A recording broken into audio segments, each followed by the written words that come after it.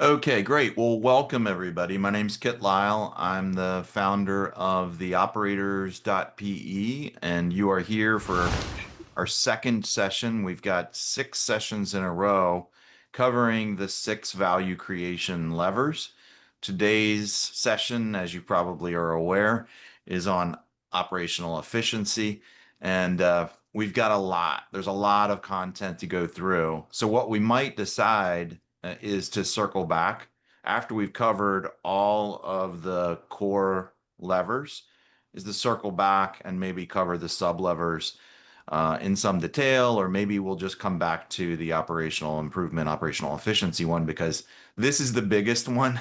It's the most complicated, and we're not going to cover everything today. I'll just tell you that right up front.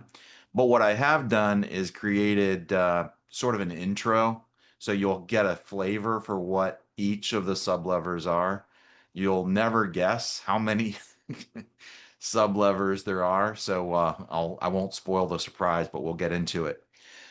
In case I forget, for those of you whom I've not met, if you are in fact private equity backed or you have some degree of experience in the private equity ecosystem, head on over to the operators.pe. And if you'd like to join, feel free to join. You're welcome to do so. And thank you for being here today. All right, so I'm going to share my screen, and I will be going fairly quickly, and I may not see you. So if you have a question, just figure out a way to make your presence known. And I'd love for this to be interactive, but we do have 21 people here right now, so it might be difficult. But just jump in if you have a question. So what I'm trying to do right now is get this to the point that I can see the slide. So just bear with me a sec. Show meeting. Uh-oh. Sorry, folks. There we go.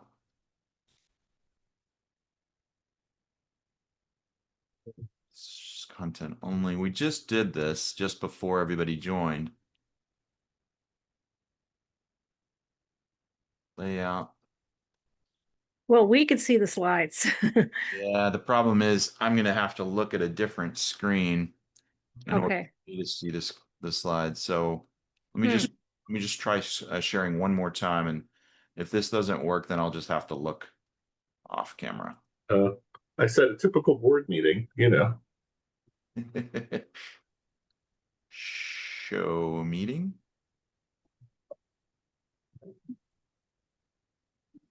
Are you seeing lever 2, operational efficiency? Yes. Yeah. Yes.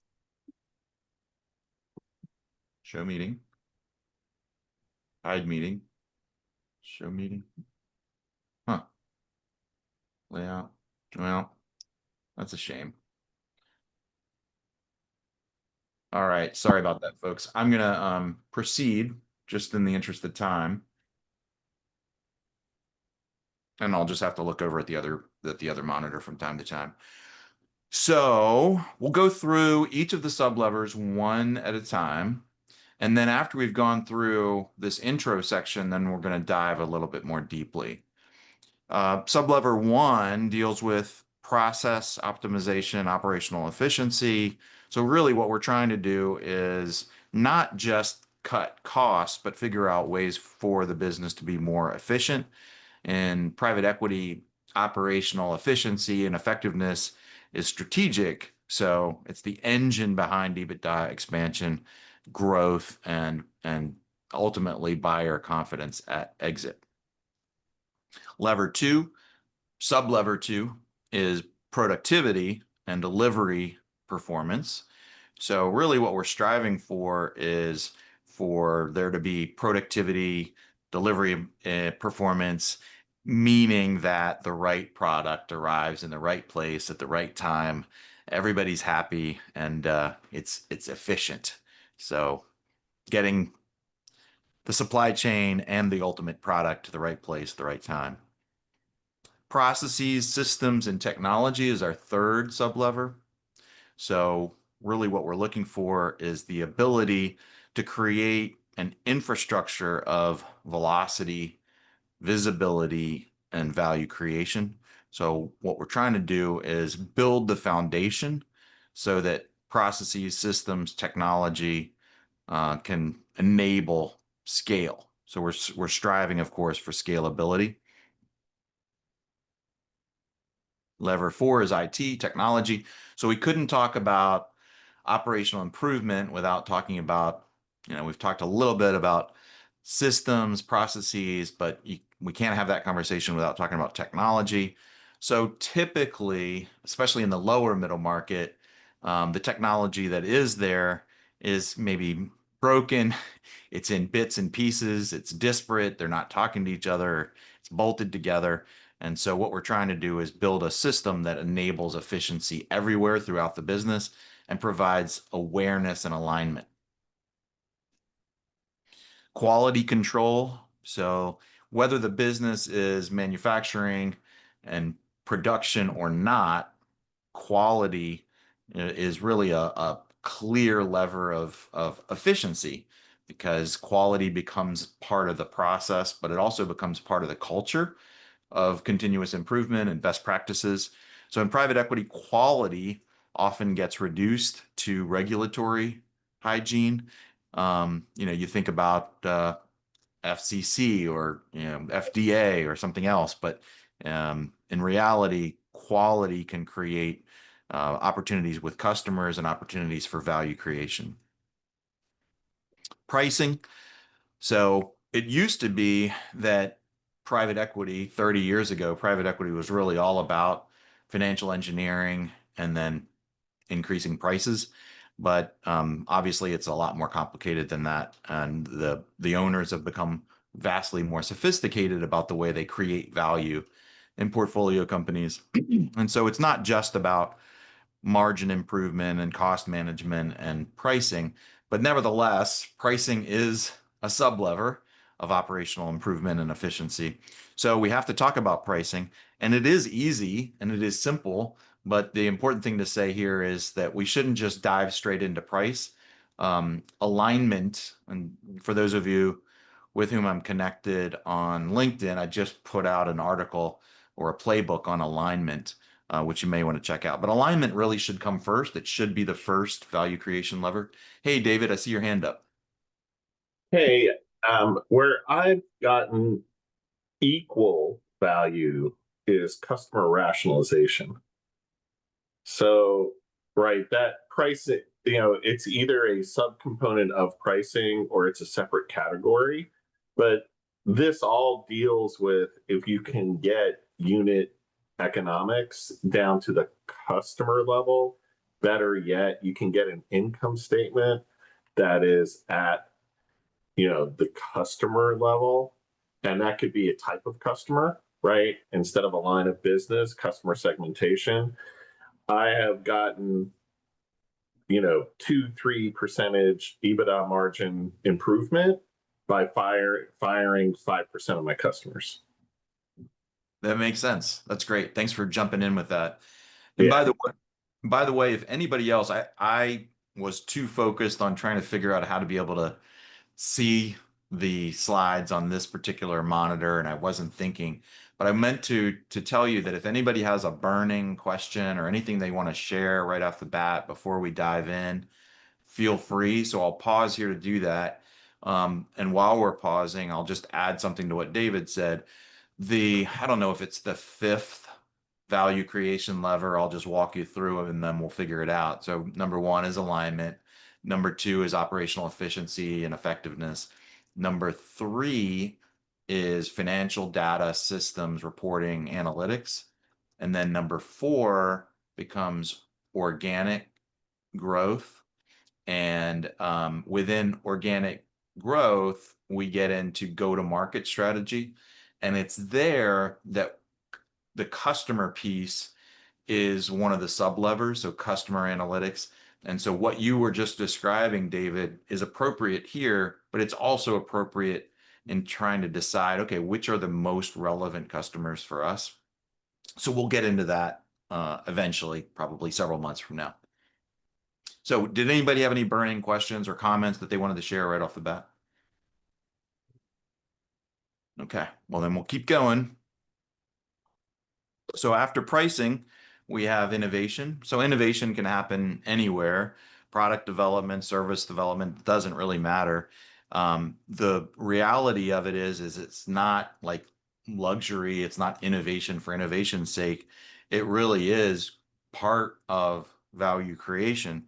So the trick, as it says at the bottom here, is not in inspiration, but in the infrastructure, the discipline, the process of being able to have a system that enables you to create new products, new services that ultimately solve unmet needs that customers have. So part of that process, it's sort of a circle, continuous loop feedback, is understanding customer unmet needs, providing a solution, tying them in early, having stage gates, and then, tying that to metrics and then following up, making sure the brand is connected and so forth. David. Yeah, so this can also be used as a uh, cost of goods sold type of takeout. Like, I'm going to give you an example. You, you're familiar when you go to a dentist and you bite down in the glue and it makes like a model for your teeth. Well, the innovation around that is you don't do that anymore. They wand you with a device, and that goes actually in the sky. And believe it or not, almost all crowns are designed in Costa Rica for like pennies on the dollar. Interesting. Yeah, so it's not even you can do it as part of your supply chain or part of your workflow process to, um, to service a customer. It doesn't Yeah. have to be like a full R&D type of, it could just be the adoption of new technology. Yeah, it's great. I just jumped ahead a couple slides, David. It ties into what you were saying. Really thinking about a product and thinking about a customer need, but then thinking, all right, how can we turn this product into something that's maybe tech enabled or something that could be digitized or something that becomes a solution. So your example in the dentist chair is really relevant. You're basically taking something that used to be a physical product that costs money and you're turning it into, upside opportunity, or somebody figured out how to make that into a digitized product, which, the customer acquisition cost and you know, so on and No, so. I'll add something to that. What we created in another business is because we couldn't afford, those wands are actually quite expensive. So we actually took the physical model and we put it in front of like an x-ray machine. And believe it or not, we took enough x-rays of it to create a digital model. And then we were able to get it milled in Vietnam. This is all this is all around teeth, right? And then we grew our Vietnam footprint from like 1,000 crowns a day to 5,000 with that technology. Again, kind of just looking at the workflow and where your longest, traditional yellow stickies, what takes the longest time. Um, but just thought I'd give some examples. I would actually appreciate it if everybody gave like an example, like a little bit more interactive. I mean, I love Kit and he's a great guy, but I mean, this is about sharing, like, kind of like stimulating each other. Yeah, and David, that's a really good point. So what I've been trying to do in the year or so that I've been with Fang is to encourage this group to be more interactive, collaborative, make it more experiential. One of the first things I remember doing was asking a naive question, which was, "Hey, do you guys know each other?" Because, maybe three or four of us had joined the call, and I said, "Do you guys know each other? You're in the same group. I imagine that you do." And they had no. So Joyce has, obviously the process of asking you to put in your LinkedIn profile, but I do want, as this group continues to grow, I do want you guys to get to know one another. So I completely agree with what David said. Know one another, not only for knowing one another, but networking, you know, offering opportunities for maybe jobs, for example, for each other. So it's a good practice. So if at any point any of you just want to jump in with an idea or share something the way David did, by all means, you have the green light. It's part of the magic we're trying to create here.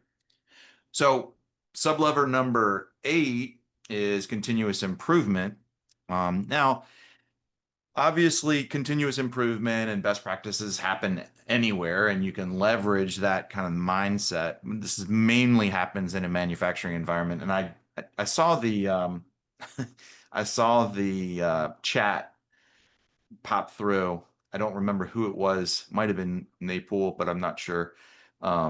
About the images. And this one this one is a funny one. So some of these images came from AI, and if you look down in the bottom the bottom left corner, I just noticed it misspelled. I don't even know what was intended to be written.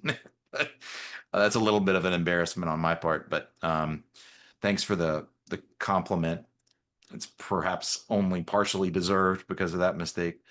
So manufacturing often viewed as fixed infrastructure, but in reality, it's a pliable asset. So really what we're trying to do is figure out ways to enable a culture to emerge of figuring out better ways of doing things.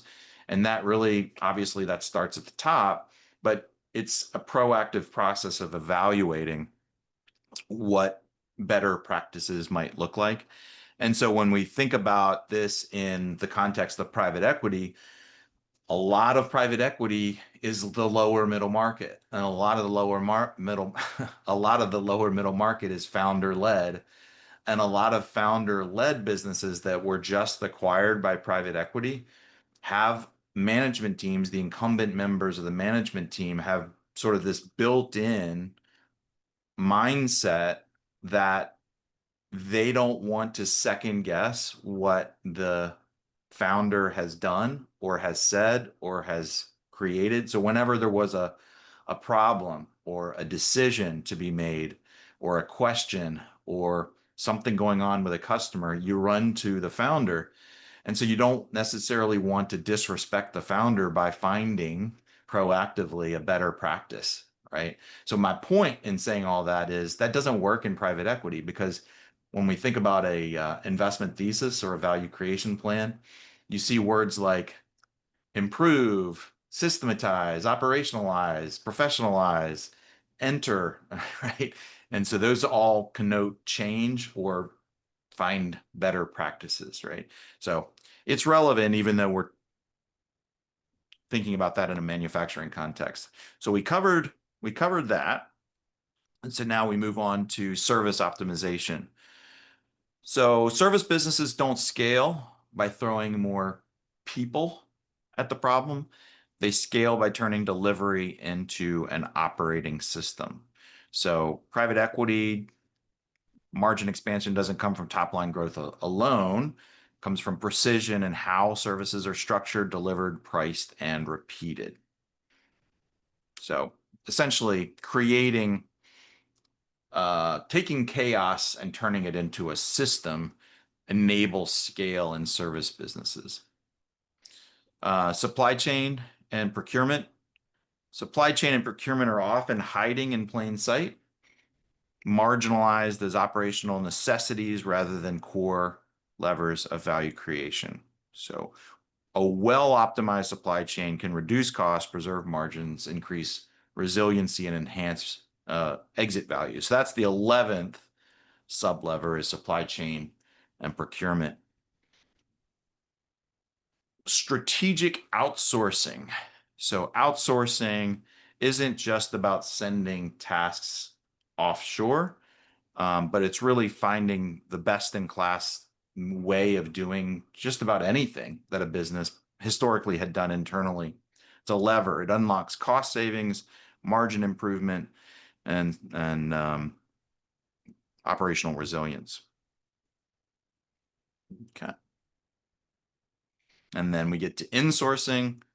So the best in class businesses in private equity evaluate what aspects of the business can be brought inside and internalized. Strategic insourcing is a calculated reallocation of capabilities. So it's a prioritization move. It's figuring out what's core, what's relevant, what can we do better, what can we do more efficiently, what can we do more effectively. So it really is essentially determining what's most important. Physical assets and managing physical assets. Private equity often focuses on the intangible, strategy, leadership, pricing, but in asset heavy businesses, the physical infrastructure is a lever of value creation. So managing that, the fleets and the machines and so forth, is something that can be done more effectively. So physical asset management, making the tangible pay dividends. We'll get into that. These were created in something of a logical order and sequence and flow. And generally speaking, with a few exceptions, I think the most critical ones are up front. So we'll get to those when we dive deeply. Next is safety and safety management, culture, accountability, operational resilience. It's really a mindset of being aware.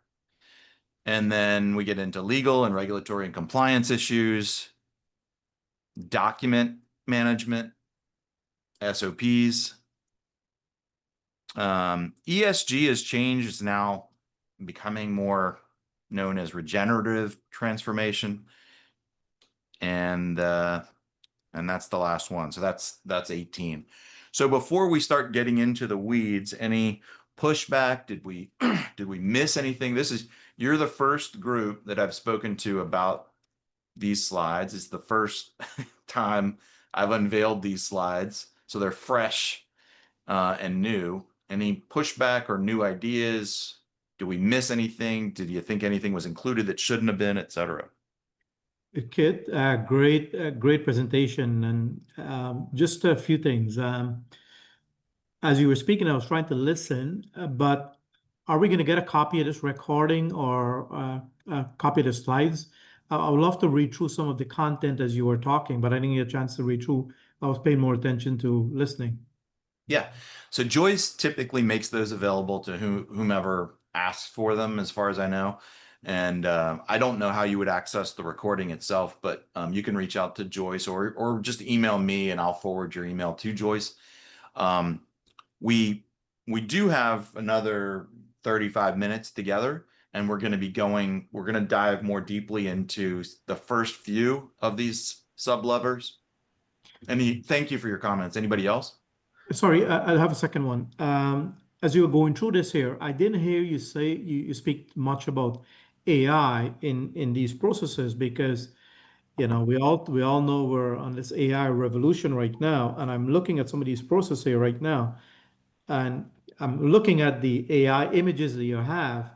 But if you can touch a little more as you go, take a little deeper dive, where you can see AI would transform certain of these 18 levers, where we can see a much bigger impact coming from AI.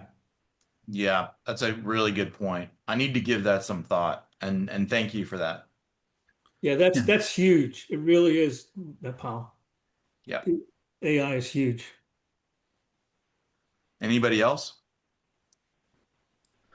Yeah, I think these are amazing slides. I mean, I think the one that spoke to me the most wasn't, I don't know if it's a lever or an outcome of pulling the levers, but like the velocity equals value. If you look at some of the slides that come after that, I think those speak to sort of how you get to sort of a velocity state where you could be faster than your competition and move at pace as a company that's unified towards an aligned goal.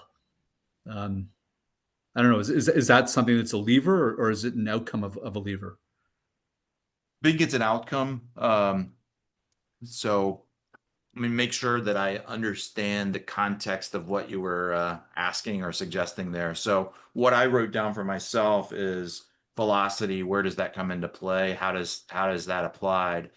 And I I definitely think it's an outcome, and velocity, you all know this. In private equity, velocity is this, you know, there are only a few. Somebody said, and I've repeated this in Fang before, somebody said the five most important words in private equity are EBITDA, ROIC, value creation, EBITDA, and EBITDA.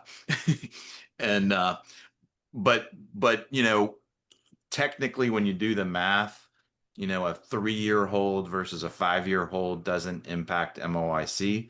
It impacts IRR. But getting a business sold faster is extremely important to private equity. Jeffrey, you have a question? Eventually, I'll let you continue. You can continue, Kit. Yeah, so continue on that process if you wanted to. No, I mean, all I was just responding to the word velocity. And Oh, okay. yeah, this essentially every lever is intended from alignment to operational efficiency and effectiveness to organic growth to add-on acquisitions, and then lastly, preparing to exit. Every single one of them is intended to speed the process of value creation so that the business can be sold sooner. So it definitely ties in. I'm sort of struggling to figure out like how to apply the word velocity, but it's a consistent theme. Mhm. Anybody else? Any other questions or comments? Yeah, can I just ask my question real quick? And forgive me Yeah. if this is going to be covered later on in the presentation. So one of your slides and what you were just talking about was, of course, was EBITDA, technological, like systems and all of that. And so in my past successes, I was successfully at one of a private equity held company that kind of basically recreated itself and sold the company. But so my question is though, because that because of the treatment of, let's say, like NetSuite or Intact or some of these other systems, because it's going from, let's say, below the line down below EBITDA, up above because it's an operating expense. That how as it and forgive me if I'm not making so as a private equity, how do you see, hey, that investment in those additional costs, so you can get more reporting, so you can improve, let's just say everything. And so that lowers, let's say, EBITDA, because you have that investment in the systems. Yep. Okay. I'm going to give a shot at answering your question, and I would love for others to jump in as well. So when we think about the words value creation is bandied about in the private equity ecosystem willy-nilly. But if we ask 1,000 private equity professionals what the exact definition of value creation is, we'll hear 10,000 different answers.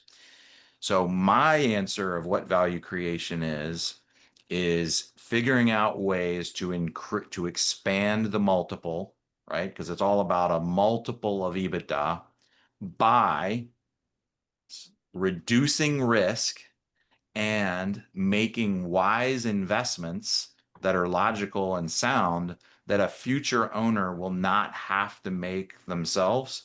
So if you think about it when you're buying a house, if the person you're buying the house from bought a new HVAC system and replaced the roof within the last couple of years, then you're looking at that going, huh, gosh, that's pretty cool. I don't have to do that. I don't have to worry about that. So you're reducing risk and you're making wise investments. So I think from the standpoint of private equity, it really depends on the situation and the time horizon. If you're a year away from a logical exit point and you're reducing EBITDA at that point, maybe that's not what a private equity group would be comfortable with. Or if the business truly is in a turnaround situation, then maybe you're not going to be investing in that sort of stuff. You got other problems to focus on. But I'd love for others to jump in with their own comments or reactions. So, could I make a comment? Of So, course. I mean, it's the one thing that I would add is customer centricity, right? Because, like, I mean, I think that at the core of any business, it's really the customers that decide how valuable a company is by virtue of how well it competes in the marketplace to meet their needs. So, I mean, that's one thing that I don't think really comes through in your answer that I would personally add. And I Yeah. think in a lot of companies that are my clients, like, I mean, that focus is something that we need to really help inject into the company. Yeah, that's good. I like that. That's helpful. I wrote that down. Anybody else? All right. Well, we've got a little bit less than half an hour, so I'm gonna do my best. Let's see if we can get through 3 of these sub levers. We'll get through what I think are the most important 3, the first 3. And I'm going to give you a sense of how the flow goes. So for each sub lever, I've broken it down into 4 different kind of time-based sections. And so what you'll see is this first one is what I call stage 1. It's diligence. So the first sublever is process optimization, operational efficiency. So operational efficiency during diligence, where we want to understand like what happens where, like how does stuff happen? We want to benchmark the processes. We want to identify bottlenecks and vulnerabilities and weaknesses. And then we want to model out what improvement might look like and what the results of that would be. Stage 2 is okay, during our hold, or maybe more appropriately, immediately after we've bought the business. We've got our diligence, we've got the value creation plan. Now it's time to actually not just analyze or diagnose, but like make change happen as fast as possible, as early as possible. So we're optimizing those processes that we learned about during diligence, applying operational frameworks, automating whatever we can. We're building our own KPIs and processes. And then we're predicting again, like what this would look like in the future. On an ongoing basis, in other words, over the next couple of years, we want to track results, monitor them, have feedback loops, make sure that the culture of the organization has shifted from a founder mindset to, okay, we're focused on continuous improvement and finding better practices and raising alarm bells when things are not working perfectly or not working the way we want them to. And doing things like having town halls to socialize not only wins, but also, hey, what didn't work and why, and how, what can we learn from that? I said why, so 5 whys are good. And then ultimately leadership, meaning holding people accountable. Naipul. Hey, Kit, if you go back a couple of slides, I'm just trying to identify the area at which, yeah, I think is this one here. Is this the process, these 4 stages here, where the value creation or synergies realization happened? Not exactly. Okay. Can you maybe restate your question to I want to make sure I understand your question. So when I'm looking at what you did here, up to get to the point where model improvement potential, going in, do your due diligence. At some point, one has to know, what is the potential synergy we're going to realize, whether you buy that company or not. So just trying to identify what stage that happens. Right here. So pre-investment, we're essentially what we're doing on this slide. We don't own the business yet. We're diagnosing what could be improved, what the possible future might look like. And so, like in the vernacular of a private equity group, the deal team is creating an investment thesis. And they're basically saying, here's what we like about this business. Here's what we don't like about this business. but there are some mitigants to what we don't like. And here's what we're going to do to improve it. And that improvement takes a lot of different forms. But in this particular case, that improvement has to do with operational efficiency. So here's what we plan to do with this business. And so that's really the extent of it.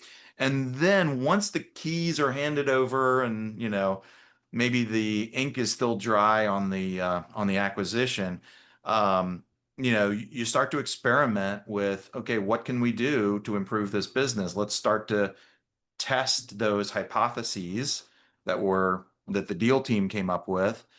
And then in this ongoing hold period, we're really monitoring, providing feedback, evaluating metrics, and understanding, all right, what's the impact of what we're doing on customers, for example, on profitability, on efficiency. And then as we prepare to exit the business, I just noticed a problem there. It says stage 3 and it should say stage 4. When we get to this stage, what we are doing is really making sure we're not leaving money on the table. We want the buyers to see all of the potential value that exists today, but also to have a sense that, hey, there's a lot of scale built into this. We've made sound investments. We've reduced risk for you. This business could become something much bigger than it is today. And we've done that hard work and heavy lifting for you. So that's what this slide is about. Does that make sense? Mhm. Any questions? All right, so we'll move on to the next slide.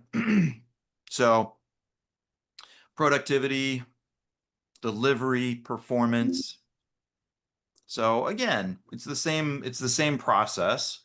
Stage 1 is due diligence. So we're assessing the flow and the pace of the business. We're evaluating productivity. We're assessing, in this particular case, delivery, the performance of delivery and supply chain and handoffs. And then we get into, right after the acquisition, eliminating waste, increasing flow, increasing throughput, incorporating lean principles into the business, showing workers what that means, engaging them, training them, incentivizing them, tying things into their compensation and to their job performance reviews, that sort of thing, making sure they're visible metrics, and then building a culture of continuous improvement in that regard. So the ongoing during the hold period, making sure velocity, there's that word, velocity becomes part of the behavioral operating system, which is kind of code for culture. Embed the culture of continuous improvement, and then communicate. So what I'm realizing as your presenter here, candidly, is that there's an awful lot of duplication, because we've broken it down into sublevers, and then we've broken those sublevers down into these 4 stages during the private equity life cycle. There's a lot of duplication, so maybe I can make some improvements. And then as we prepare the business for exit, again, it's a lot about packaging and branding and narratives and sort of making sure you're consistently selling what you've done. And so in a lot of cases, I'll give you an example. Somebody said to me, hey, Kit, your 6th value creation lever, that's really not a value creation lever at all. The 6th one is exit preparation. And my response to that was, wait a second. Like, if you don't proactively take the bull by the horns and take steps to prepare, knowing, okay, the data room, what's going to go into the data room, what's a buyer going to be evaluating, how are they going to be assessing, how are they going to be valuing, then you may be leaving money on the table. So it technically actually is value creation. So here we're packaging the speed as a premium. Let's see, there we're tying it to customers. In other words, what's the change? What's the upside in the net promoter score, or retention, or their price sensitivity, or their loyalty? How has the change that we've made in terms of supply and efficiency of supply chain and deliverability, how has that changed the relationship with customers? So um, it's process and it's people. And over on the right-hand side under scalability, you can see the last bullet says challenge not only the how, challenge the how and not the person. How are we doing this? Yeah. Okay. So that's deliverability. And it looks like we've got time to get through at least one more. This third is process, systems, and technology. And then I think the fourth one is technically IT. So repeatable execution, infrastructure that creates velocity, visibility, and then ultimately value creation. So pre-investment and during due diligence, we're mapping the workflows again. We want to inventory the systems. So what systems are currently being used? Again, where are the bottlenecks? And then, what risk can we identify before we've bought the company?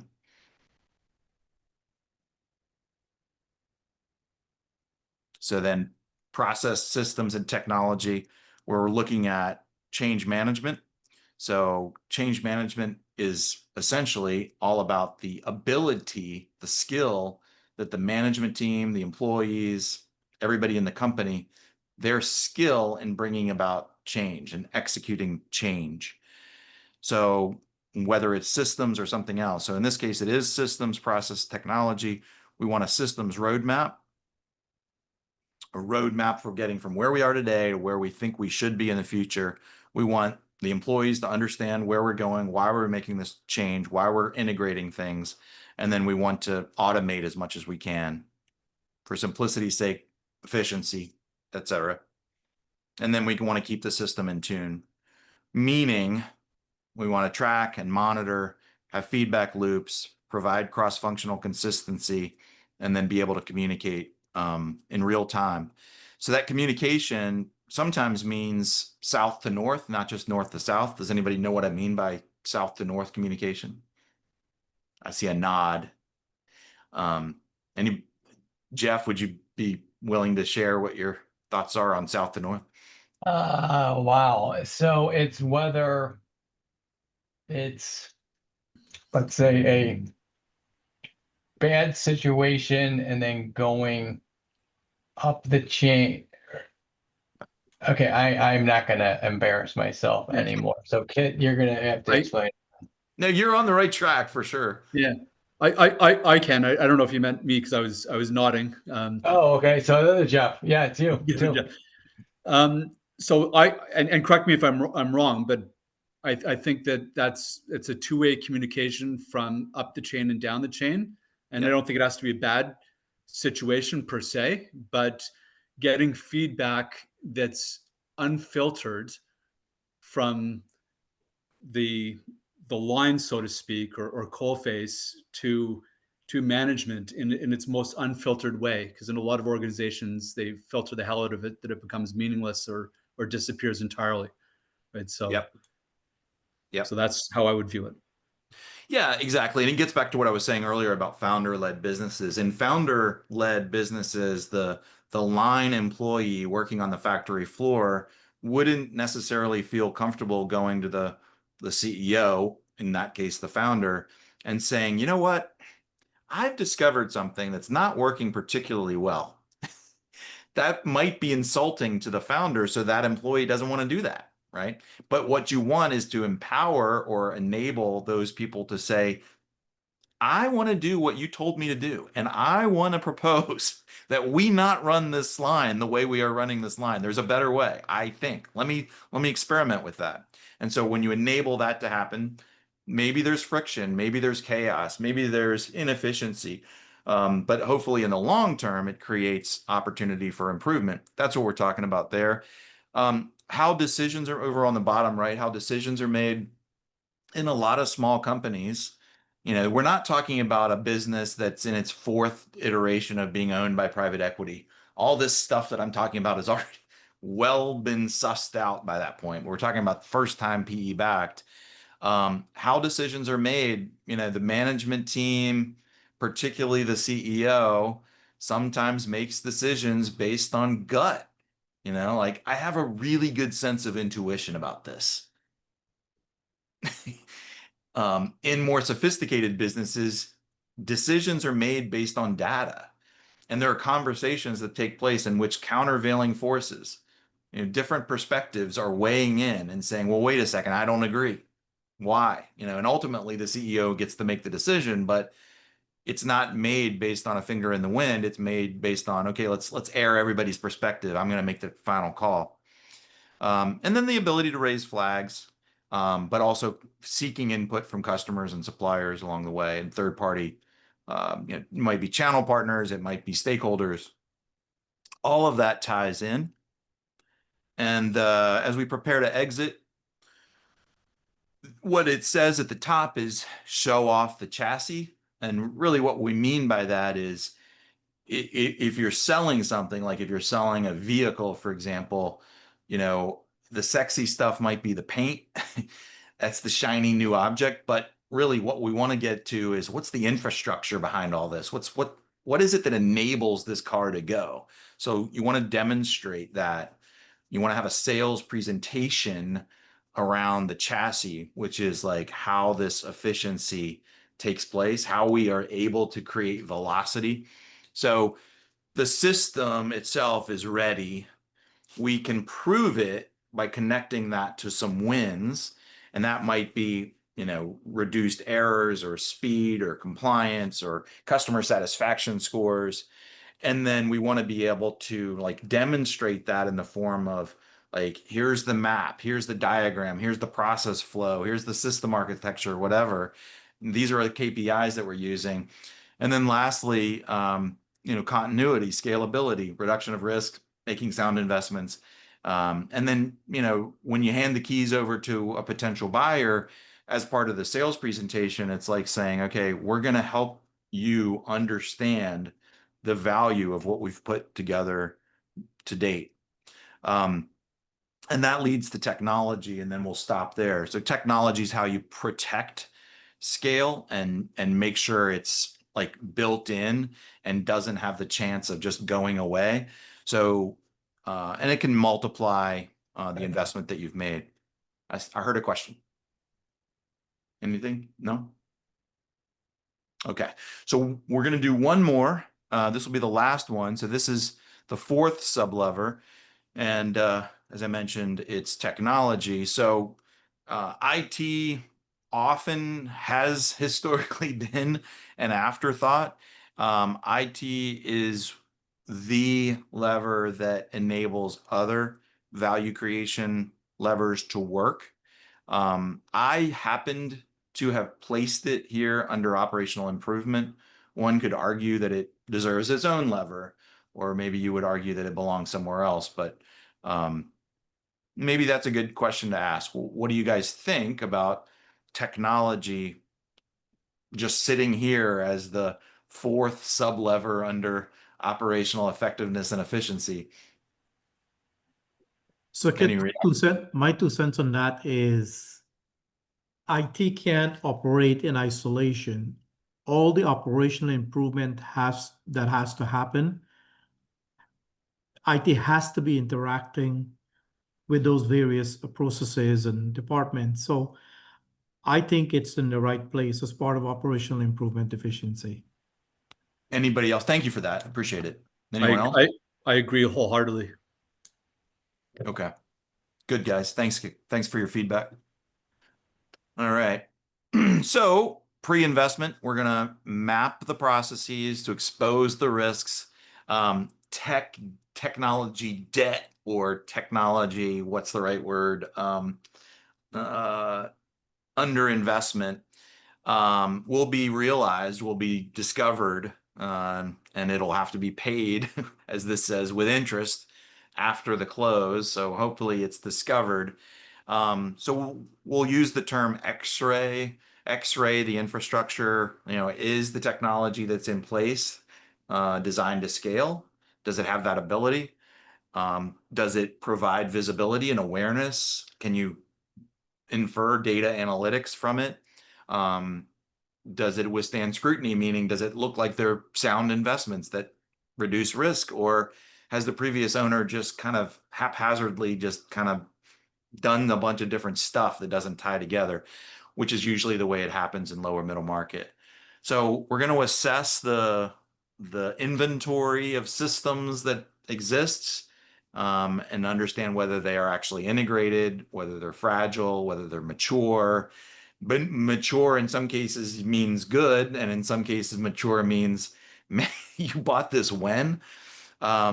Assess the IT leader, that individual, the human being, and then assess the risks associated with the tech stack and technology.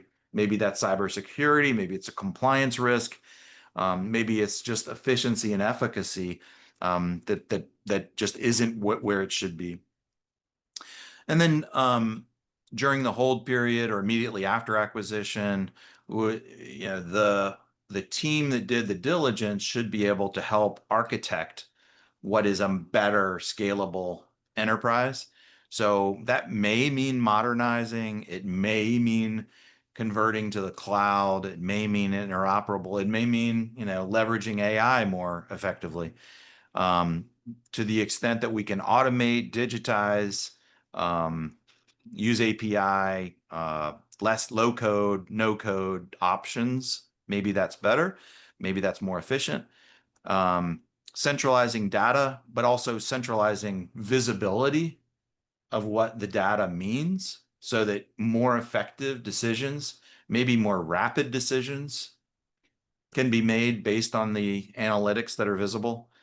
And then putting the right people in the right place in the in the project management office, in the IT department, or wherever. So, and then beyond just that initial reaction, just like we've seen in other sublevers, it's really all about feedback and metrics and monitoring. So, did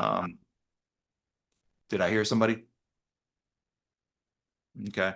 So track and monitor, analyze the ROI, understand the agility or the robustness of what's been done, make tweaks, make improvements, make adjustments, maybe backpedal a little bit and realize, okay, we went down the wrong path.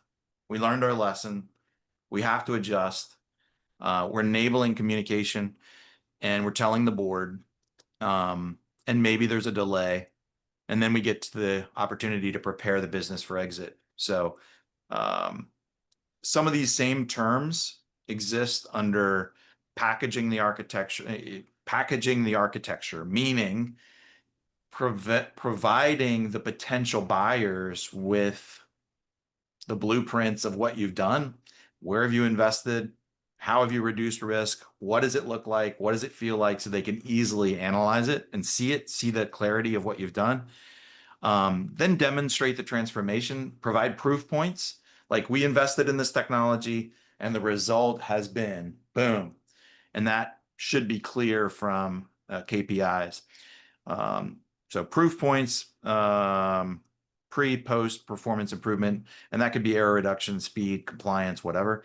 And then reassure the buyers that, hey, we've done the heavy lifting, we've done the hard work, we've got the right team in place, we've got the right systems in place, everything's communicating. We've created amazing outputs from this. We're able to make more effective decisions more efficiently. It is scalable. Those are the kinds of things that a buyer is trying to suss out. And so you want to be able to make that presentation. And then, as it says at the bottom, the final takeaway here, IT used to be a supporting actor. Today, it's the set or the stage that everything exists on. It's the platter that you're presenting. Maybe I should have written that. So I knew we wouldn't be able to cover all of these sublevers, but I think we've covered the most important ones. And as I mentioned, even though we're moving on next time to lever number 3, which again is your world, financial data reporting analytics, we can circle back to this and dive more deeply like in the future. So we'll pause there Questions, comments, feedback?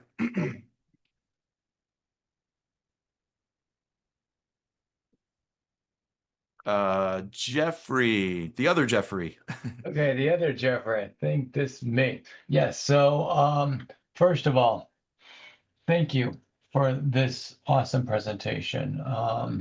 As I mentioned, kind of, I was at a very successful story that the private equity firm bought it, let's say for like 5 years, and then the new team came on and basically re redid everything that you talked about, meaning, the you know, looking through every single slide that you went through is exactly the playbook that JJ did with 5 qubits. And so it's great seeing that and hearing that, because it 100% is what made them successful on it. So thank you for sharing that. I'm looking forward to continuing the financial part.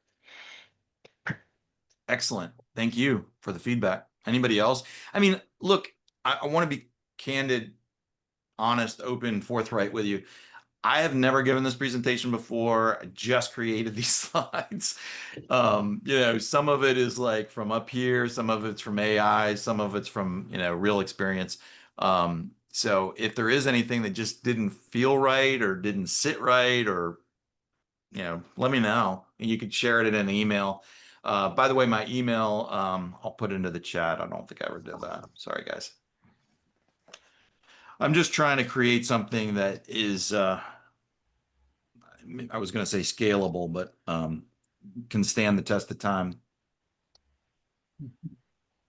Hit at theoperators.pe.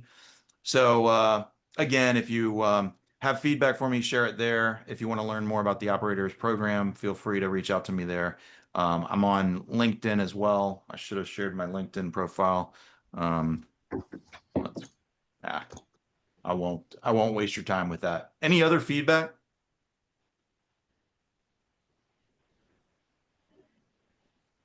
And Victor, thank you for your comment.